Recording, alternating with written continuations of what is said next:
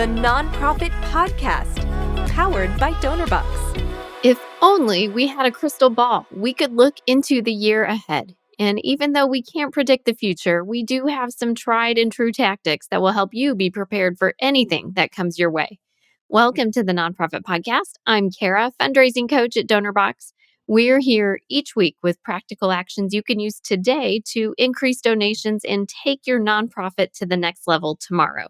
Today, I'm joined by my Donorbox teammates. Cara Schmidt, our senior content writer and strategist, is with us today.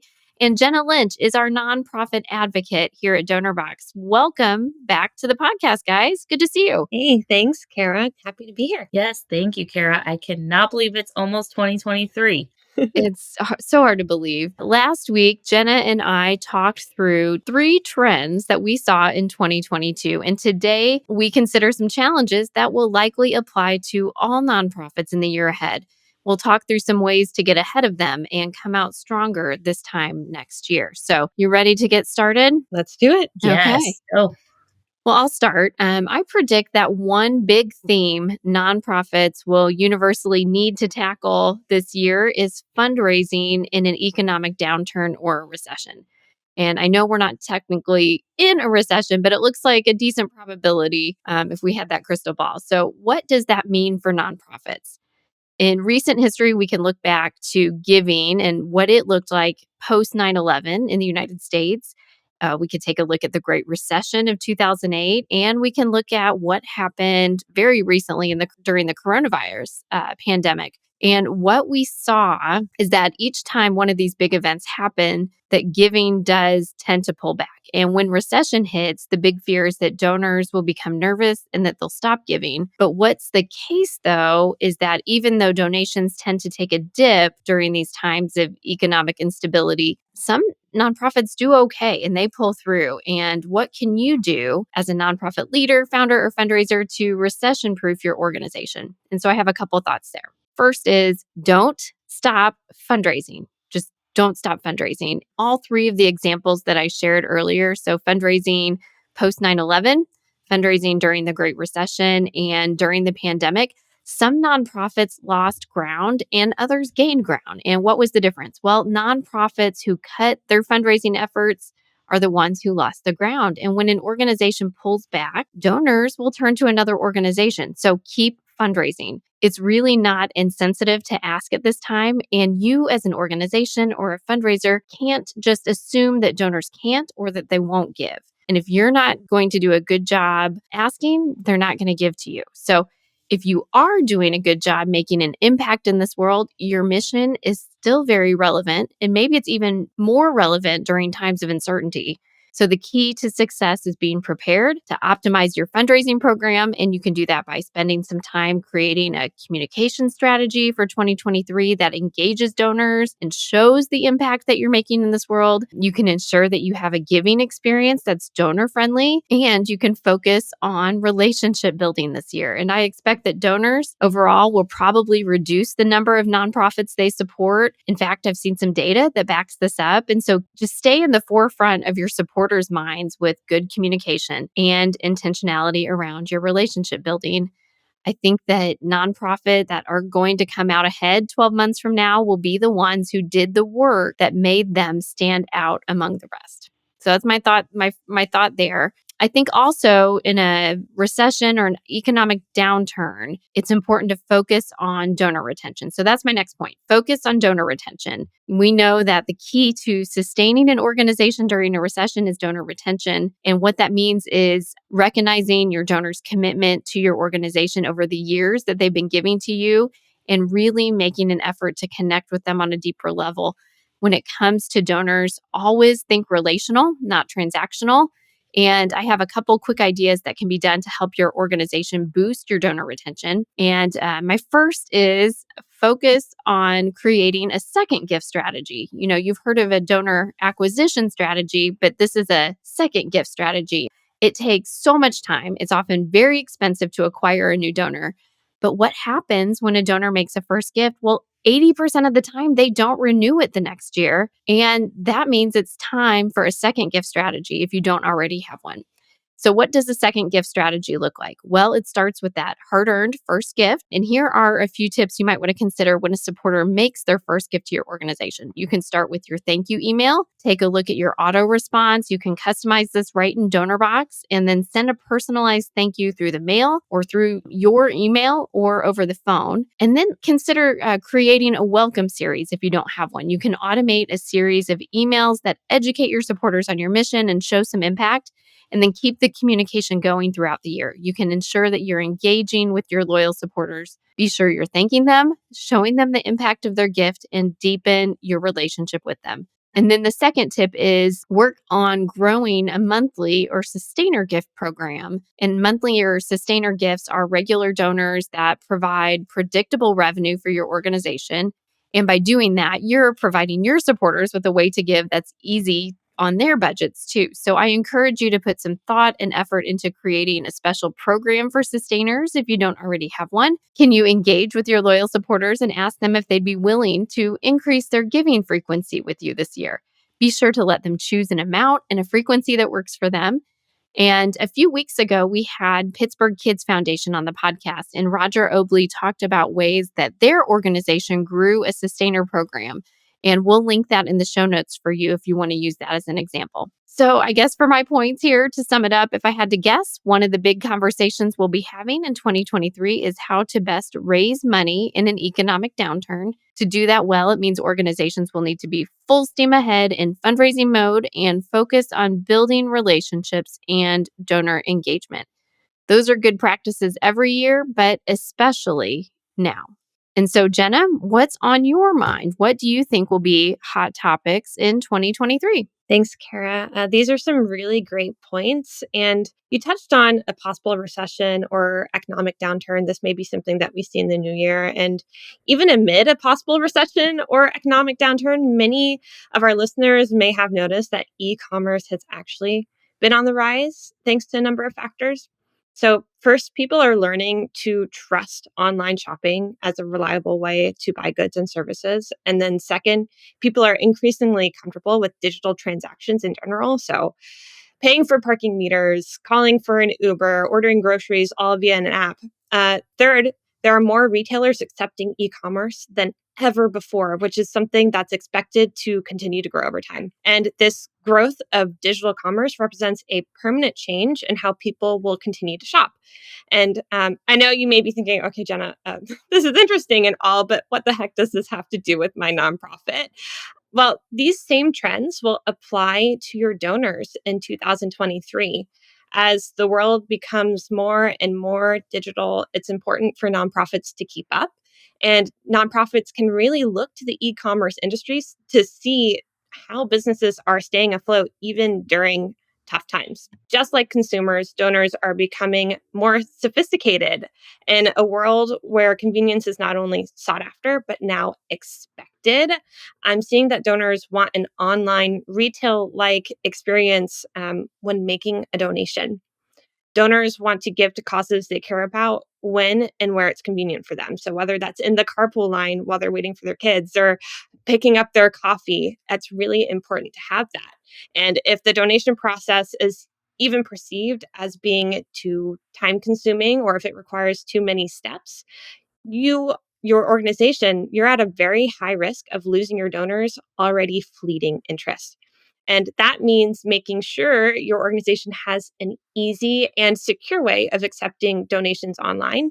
And that's where digital wallets will come in, especially in the new year. By offering digital wallet options such as Apple Pay, Venmo, Google Pay, or PayPal, we all know of all of these. And ideally, you're offering all of these all together. Your donors can complete a donation in truly just a few clicks from anywhere. For example, Donorbox's Ultra Swift Pay feature makes it possible for donors to give with digital wallets without having to type in their information. It's so easy.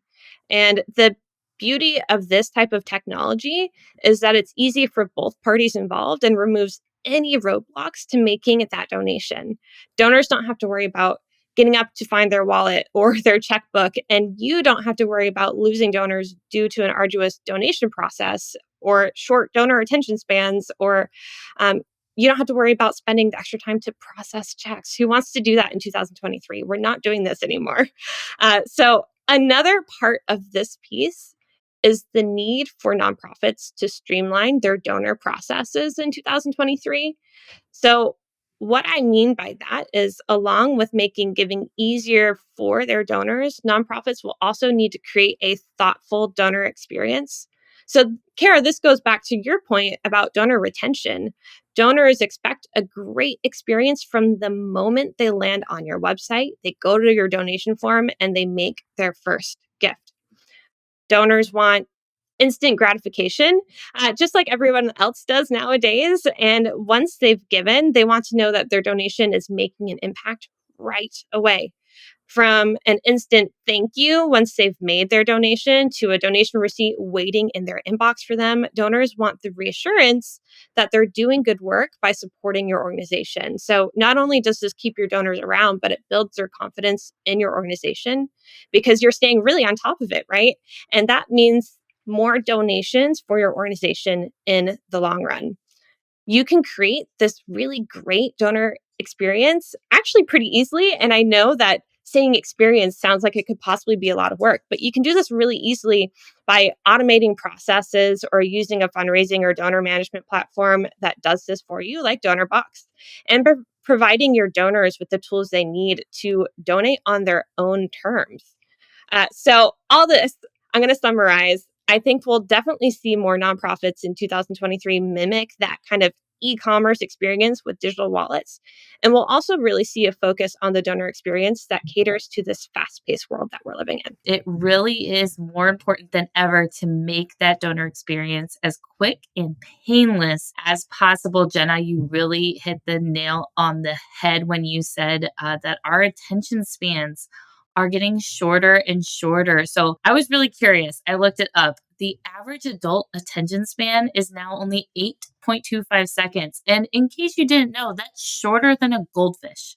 The rumor is that goldfish have an attention span of 9 seconds. So we are officially paying attention less than your average goldfish. And that translates into everything. So the average web page visit lasts far less than a minute. Many users leave a page after just 10 to 20 seconds. And we're getting so much more distracted. We have smartphones that people pick up so many times an hour. Think about how many times you just glance at it, go to scroll through social media without even paying attention. Email, we're checking email up to 30 times an hour on average. Social media, again, we're just always distracted and we're getting more forgetful with that. But I will point out another stat I saw is that videos, surprisingly, are actually holding at about a 2.7 minute average watch time. So keep that in mind while we go through the points that I'm about to make. So this means that you really need to do 4 things with your communications and marketing efforts surrounding your fundraising. So you need to stand out. You need to make sure your message is clear and concise. You need to communicate often and in different ways, and you need to personalize this communication. So let me dive into each of these a little bit. So the first, stand out.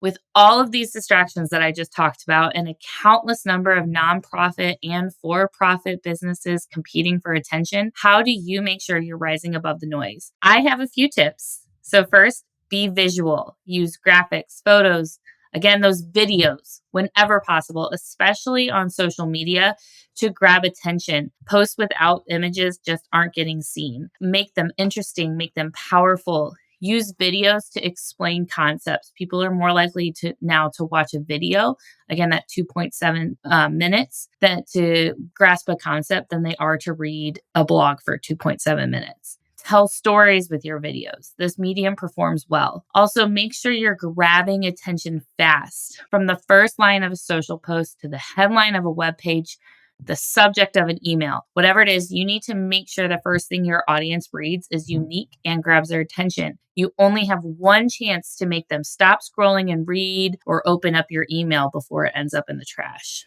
And I hate to say it, but here you might need to spend a little money if you have the budget to boost a few of your posts on social media or run some digital ads. Social sites will show these paid posts to those within and outside of your audience first, and you can use them to build up and expand your audience. So that brings me to my next point, making your message clear and concise. So you need to know your messaging, and everyone on your staff should know your or your volunteers, board, everything should know your messaging and your case statement like the back of your hand, and make sure that your audience knows it too. So your case statement, also known as a case for support, helps explain the purpose and the impact of your organization. So I know Cara had a full episode. It was a great one a couple months back about the power of these case statements. So I'll just summarize here quickly, but in short, it should explain the problem your organization is trying to solve, how your mission and the donations from supporters work to solve it, and what sets your organization apart. And then keep this case statement in mind when writing your messaging. Everything should revolve around it. So since you don't have a lot of time, you also need to get your point across, though, in as few of words as possible. And I love to talk. I love to write. I know this is hard, but you need to work on it, especially on landing pages and in social media. Make sure your headlines, while they are attention grabbing, also quickly share what the reader can find on that page. So I really like Donorbox organization. Lonely Whale has a really good donation page, and their headline is "Support a Future with Clean Seas."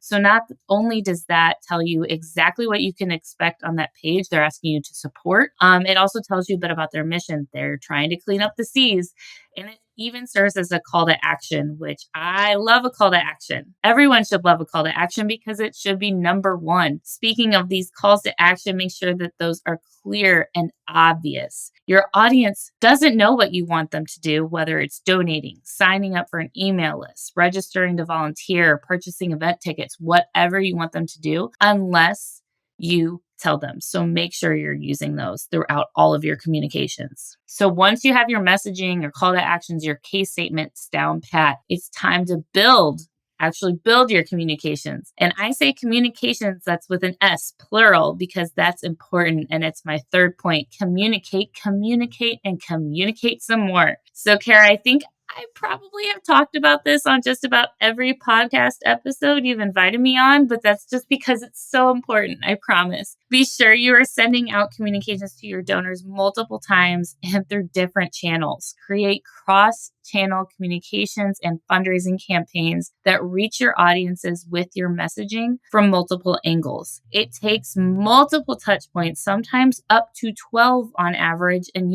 that's average. Sometimes it's more before a donor gives. So make sure they are seeing your message and calls to action again and again. But this does not mean you should be sending out generic messages just to get them out there to everyone on your list. This brings me to my fourth and final piece of advice. Make your communications highly personalized. So a big way you can grab and keep your audience's attention is to sound like you are talking directly to them as individuals. They're your friends, your pals, your loved ones. This means addressing them by name whenever possible. You wouldn't call up your friend and say, "Hey, donor, how's it going?" You'd use their name. So use those variable fields when you can, and also tailor your message to fit them. But how do you do that? So that's with segmentation. Take a look at your donor database. Our donor profiles and reporting tools on Donorbox can help you with that, by the way, and see how you can break them into groups based on things like demographics, giving history, things like that.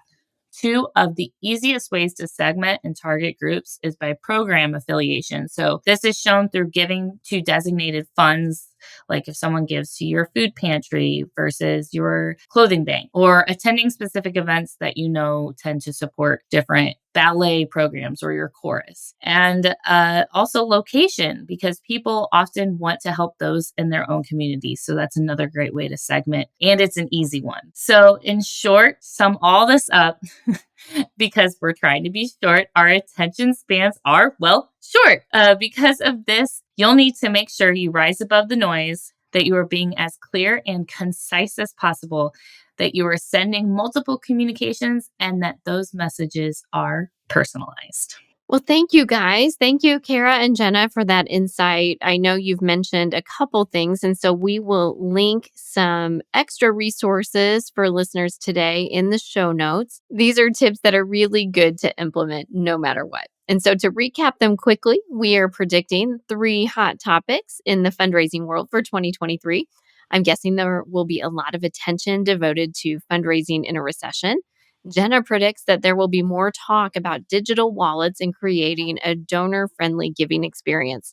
And then Cara says we'll all wrestle to get some traction with our supporters that have shorter attention spans. And she provided some tips to help navigate that. So, looking ahead, I hope that you can see 2023 as an opportunity to make some adjustments that can really make a big difference to keeping your organization sustainable and your mission moving. As we wrap up the year, the Nonprofit Podcast will go on a short hiatus and back in January with a new season for you. And as we prepare for the new season, what is it that you'd like to hear? Take a minute to respond to the survey in the show notes to let us know what's on your mind and share a question with the podcast team. Happy New Year, and thank you for choosing to spend time with the Nonprofit Podcast. I hope you've left with confidence to take a small step today that will make a big difference tomorrow. Don't forget to download and review the podcast or give it a thumbs up if you're listening to the Nonprofit Podcast on YouTube. Your review is a great way to help others find us. You're here to help others. We're here to help you. So until next time, stay inspired. People, passion, connection, action. Put the power to change the world in your supporters' hands this giving season. Maximum reach, maximum impact. Feel the fundraising power of connection. Donorbox peer-to-peer, helping you help others.